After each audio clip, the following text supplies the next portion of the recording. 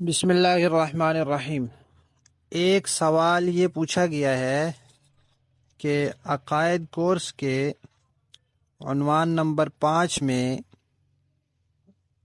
ایمان مفصل کا تذکرہ آیا ہے، اور وہاں یہ کہا گیا ہے کہ ایمان مفصل میں 6 چیزوں کا ذکر ہے، حالانکہ ایمان مفصل میں تو 7 چیزوں کا ذکر ہے، تو 7 کو 6 کیوں کہا گیا؟ یہ سوال ہے۔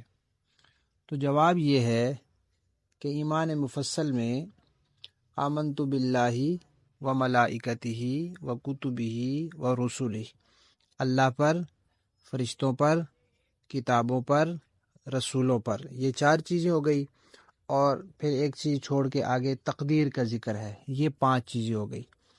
اس کے علاوہ 2 جو ہیں والیوم الآخر اور والبعث بعد الموت، یہ 2 چیزیں۔ اب ان دونوں کو اگر اس لحاظ سے دیکھا جائے کہ مرنے کے بعد اٹھایا جانا وہ بھی قیامت کا دن ہے، اور یوم آخر سے مراد بھی قیامت کا دن ہے، تو دونوں کو ایک شمار کیا جائے تو پھر کل گنتی میں چیزیں 6 بنتی ہیں۔ اور اگر اس پہلو سے دیکھا جائے کہ مرنے کے بعد زندہ کیا جانا یہ بھی ایک عقیدہ ہے، اور پھر اس زندہ کیے جانے کے بعد قیامت کے احوال سارے پیش آنے ہیں، تو یہ بھی ایک الگ عقیدہ ہے، تو اس اعتبار سے پھر 7 شمار کیے جا سکتے ہیں۔ تو چونکہ ہمارے پیش نظر دونوں سے مراد قیامت کا دن ہی ہے، اس لیے ہم نے 6 شمار کیے ہیں۔